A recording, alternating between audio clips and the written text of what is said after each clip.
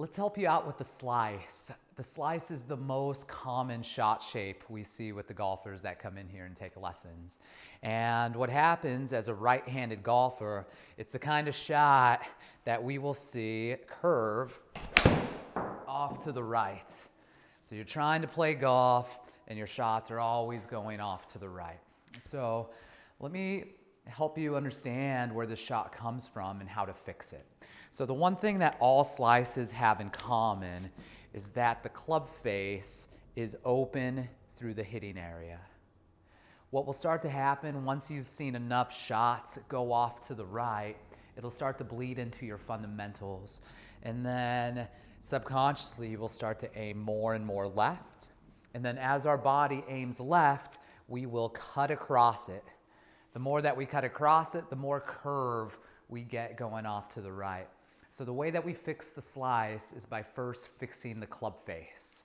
We really have to make sure that we have a good grip and a square club face. So first thing we want to do, let's make sure that we're holding the club in the fingers of our lead hand, my left hand. Your hand will go on top. You should be able, if you're looking in a mirror, to see the logo on the back of your glove in 2 to 3 knuckles. That would be a neutral grip. What I see with too many slicers is that their left hand is on the side of the club like this, thumb going right down the middle. You can't see the glove. Then they put their right hand on, and from the side view, you're gonna see that my shoulders and my forearms are pointed off to the left. So I am about to cut across this ball just because of my grip. When I strengthen the left hand, put it more on top, we could see the knuckles. The right hand, I want you to put it on the side of the club, maybe even 1 degree from underneath. When we hold it like this, it allows us to bring the club back in a more square fashion where the face of the golf club is still pointed down to the ground.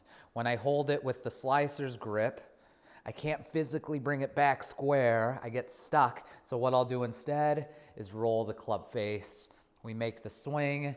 Club face is open, we start aiming left, we start losing our fundamentals. So step 1, make sure to get that left hand more on top. Let's get this right hand more on the side or even underneath the club.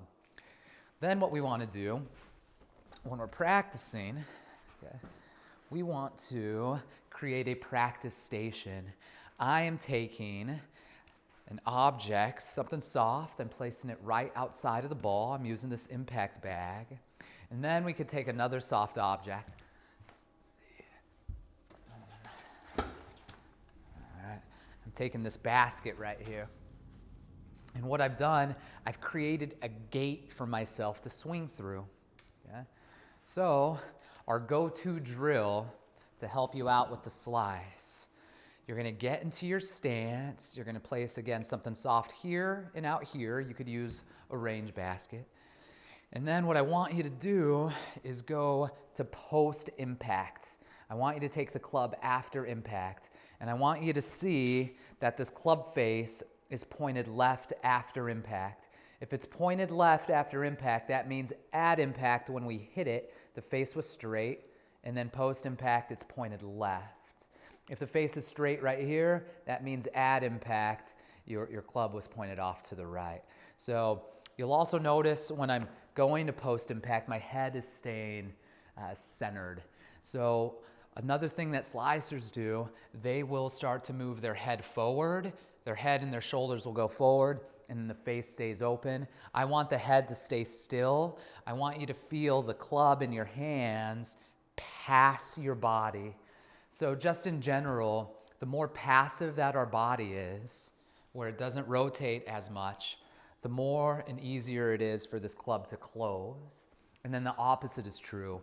If we're really moving our body ahead of the golf club, the face will tend to stay more open. So here's how the drill works. You would first go to post-impact, club face closed, head still.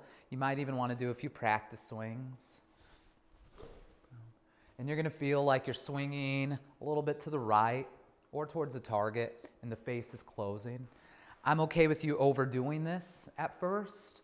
The first step for a slicer to fix the ball going off to the right, we got to get this club face closed.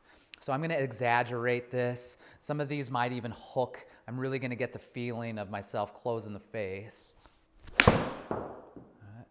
And so it's okay at first to overdo the club face. The more that we overdo the face, the more inclined we are to start to square up and get the ball going online. And so again, you could do something like this. You're feeling the club face close, head back, and then you're making your swing. And then you might even see the ball fall from right to left.